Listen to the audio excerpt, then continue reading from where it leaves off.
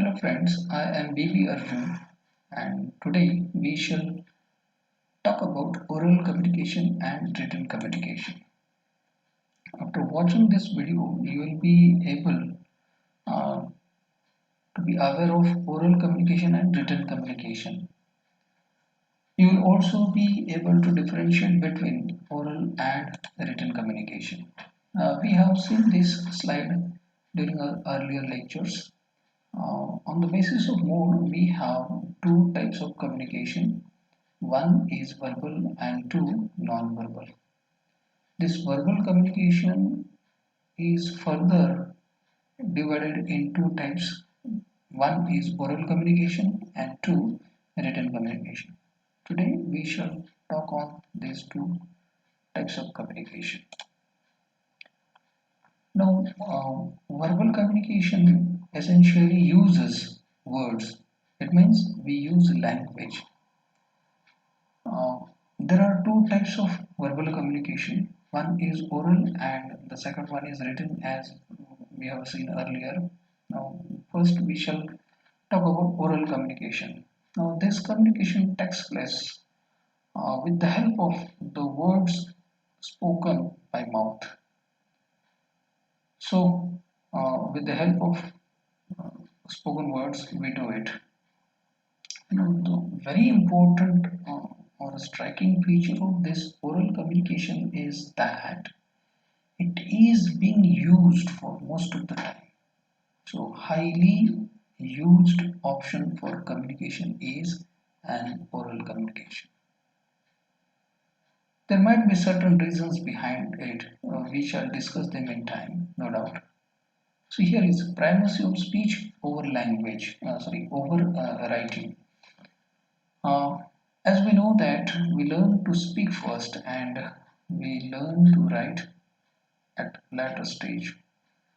Um, Speech comes to us as if naturally, but for writing we have to put deliberate efforts. It might be because there is much of exposure of spoken words or speeches.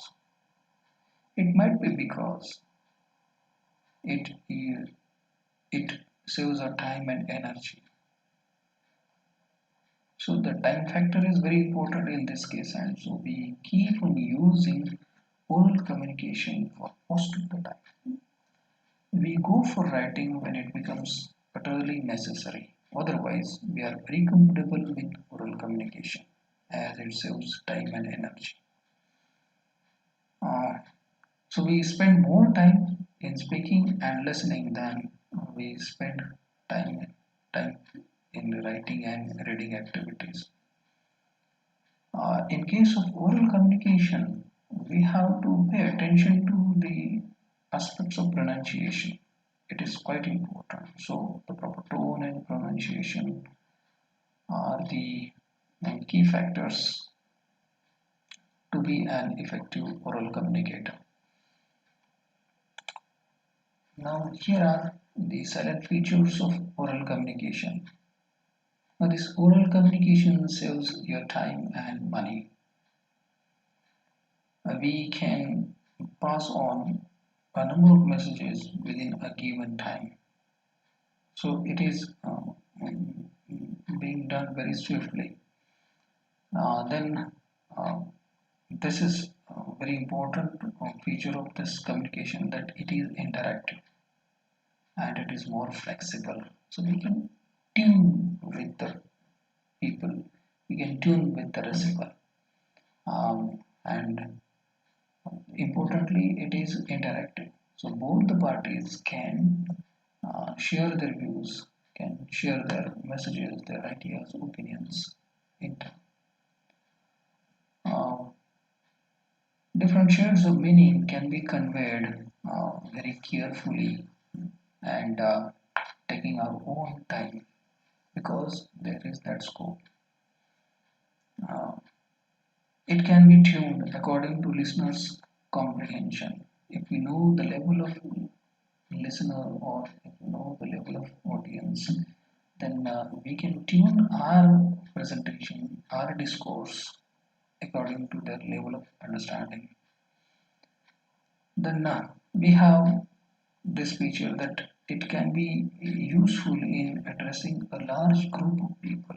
Yes, we know that there are some meetings and some seminars or workshops. So there is a large group of people and we can very easily address them. Freedom of speech and expression is being taken care uh, in this type of communication. When it comes to using other types in comparison to the oral communication, uh, we have to have some certain limitations. But in oral communication, we can exploit this type as much as we can, and so we get a real sense of freedom of speech and expression when we communicate orally.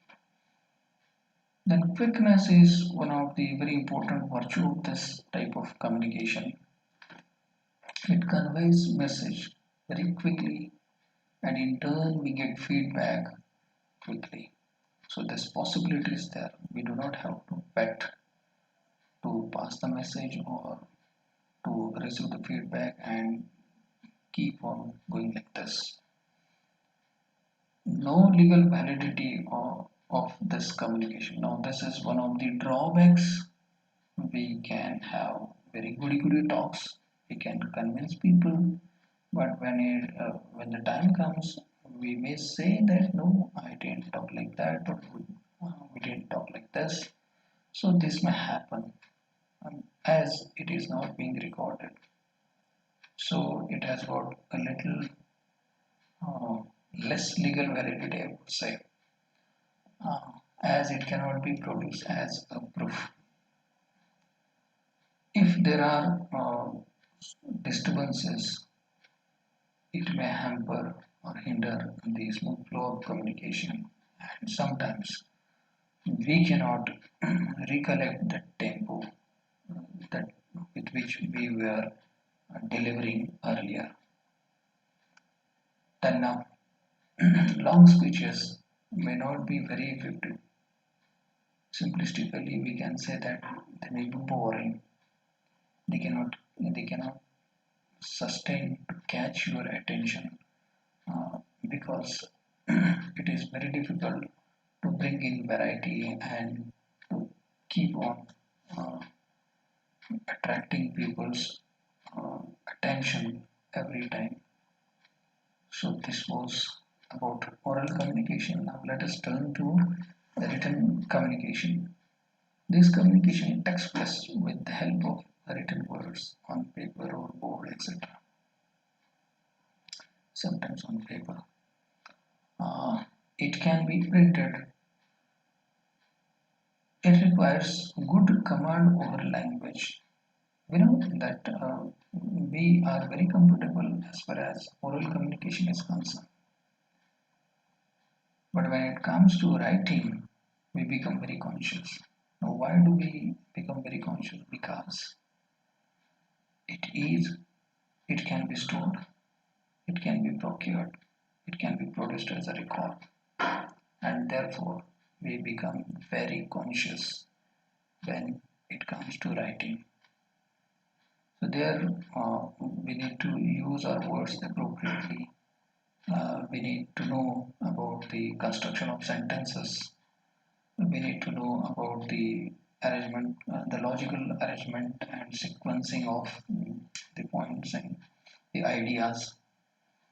If it is handwritten, then our writing must be legible so that the reader can understand it, read it, and understand it.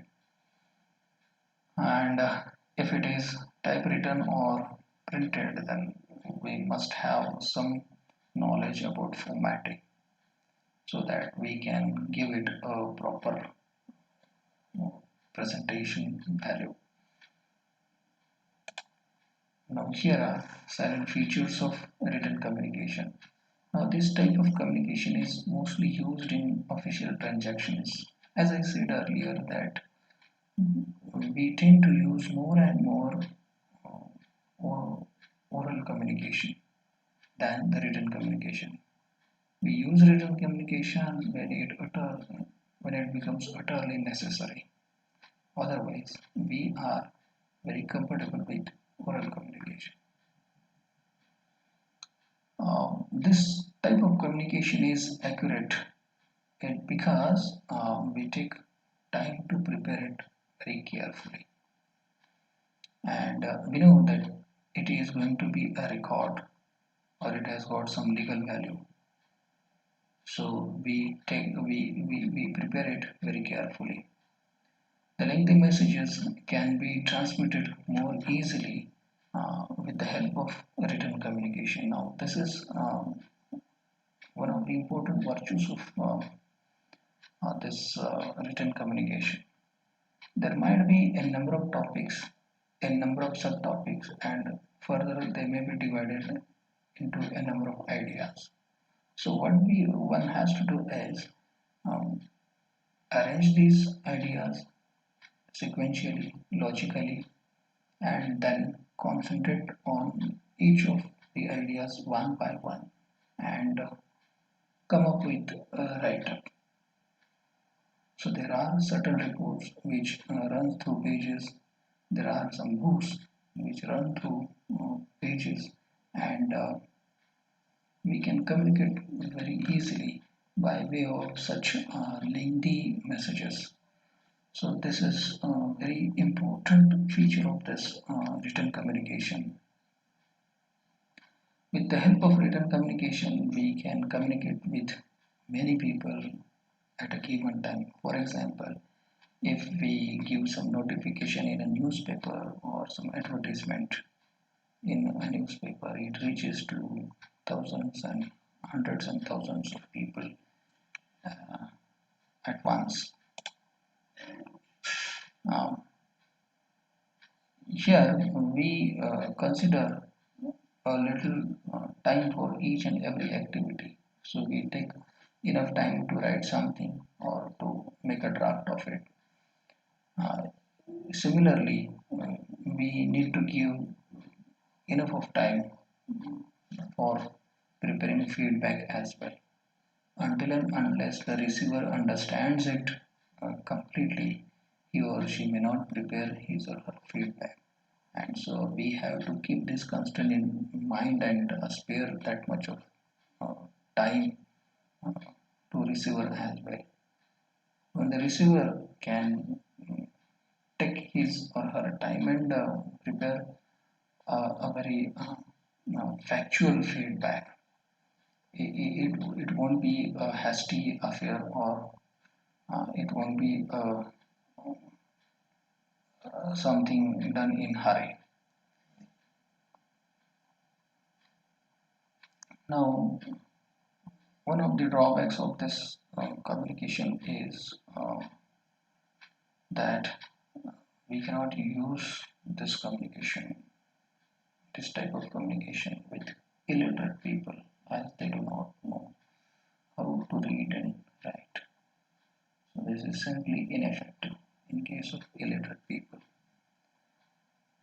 Many a times it happens that the reader may have some doubt in his mind. He is likely to misunderstand something, and such doubts and misunderstandings can all be cleared immediately, as this is possible in case of oral communication.